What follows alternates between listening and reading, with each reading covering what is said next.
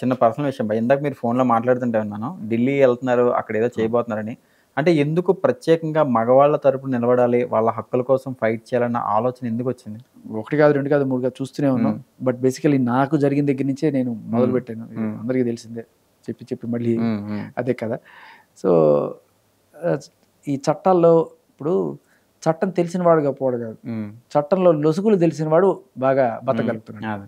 ఆ లొసుగులు తెలుసుకునే ఇవాళ నీ మీద 376 పెడతా, మీ నాన్న వాళ్ళ మీద 498 పెడతా. వీటికి ఏంటంటే ప్రూఫ్ లేకపోయినా కూడా తీసుకుంటారా అని ఈవిడ అనుకుంటుంది. సో ఇన్నాళ్ళు నడిచింది ఆ కథ. ఇది మార్చుకోవాలనే నా పోరాటం.